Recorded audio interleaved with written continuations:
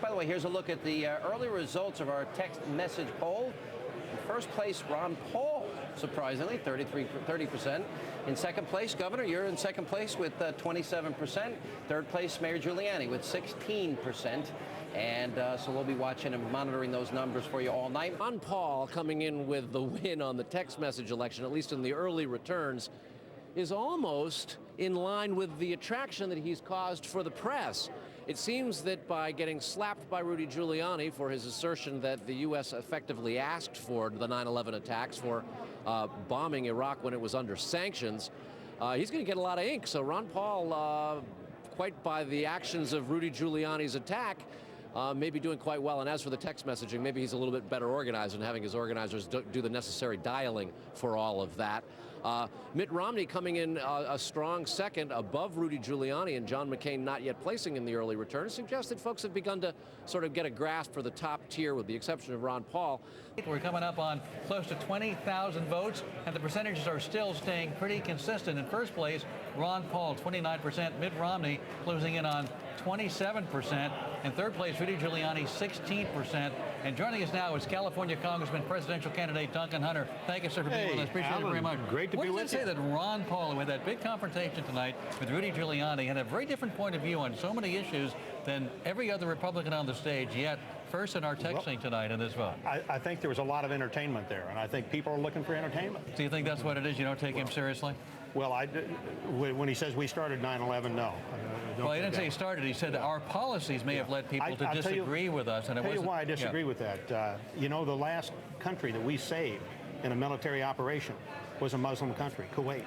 So the United States, rather than being viewed by the Muslim world as a nation that's been aggressive toward Muslim countries, saved a Muslim country, and our reward was to get hit on 9/11. Them up on the screen here. It's got to be Ron back. There we go. It doesn't say. It sounds Paul, actually. 30 for Ron Paul, 28 for Romney, and we have 16 for Giuliani. Hey, listen, in my view, Congressman, Ron Paul did not win that debate by any stretch. I'm not surprised to hear Sean Hannity say that. Tied for first place, Ron Paul and Mitt Romney, 27%. Rudy Giuliani has the next highest percentage at 18%. And joining us now is presidential candidate, former Virginia Governor Jim Gilmore. By the way, I disagreed with Ron Paul winning that, but I haven't sent in my text vote yet because I've been busy working. I haven't seen it. Here's a current look at the results of our text message poll. In first place, Mitt Romney, 27%. In a very close second place, Ron Paul, 26%. In third place, Rudy Giuliani with 18%. And back with us now, former Democratic pollster Pat Goodell and GoPac chairman Michael Steele, both our Fox News contributors. Michael, what does it say? That here you have, throughout the night, Ron Paul slipping just 1%, but has been ahead all night, perhaps the most controversial statements of the entire debate, and at variance with everybody else in the Republican field. Right. What does it say that he's doing so well in our text messaging among those watching Fox News? To be honest, right it says absolutely nothing. It says that he's got a lot of folks out there who's going to text message for him. I think tonight, in my view, there was clear separation between those who should be in this campaign and those who shouldn't. And I thought that... Based on what? Well, based on their responses to the answers. I thought, to the questions, their responses to where they're going to move, like to move forward. Who should not be in the campaign, then?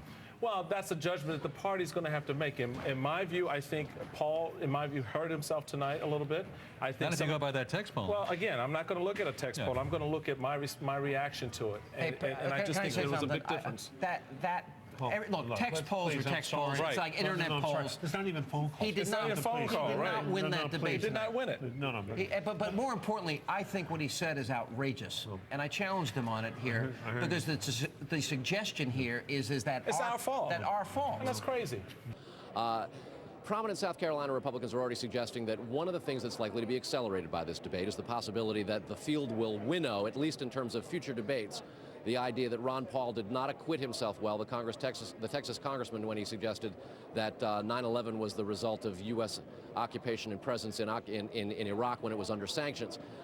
There's been some criticism of Duncan Hunter and Mike Huckabee for just simply not being able to cut through. This second tier tonight, in a lot of minds, may have sort of slowed things down for the top tier because of the exchange. I think Ron Paul, basically, for me, it's done. Is there not room in the party, though, with someone who's got a different point of view on Iraq, who's totally anti-war, No, who truly believes our and that's actions may have perfectly contributed. fine. I mean, I think that's perfectly fine, but we have to understand fundamentally what we're engaged in. I think the other candidates responded to that. You can have that opinion, but I think, you know, you need to do more than the finger pointing back at the U.S. Pat, do you want to get in on that? Yeah, Rudy Giuliani should send him a contribution, I've got to tell you, for this campaign. yeah. That was one of the best moments. One of the best moments in the campaign. I want to stick with that because that was the applause line of the night. That's why was it so powerful? Well, let me tell you why. Because I couldn't believe how Giuliani was so contracted over his thing about abortion gets worse. And suddenly there's something, all of a sudden you saw him. Not somebody looked like he was trying to can an answer. Right. Boy, he was really mad. It came through. You know, and I agree with you both.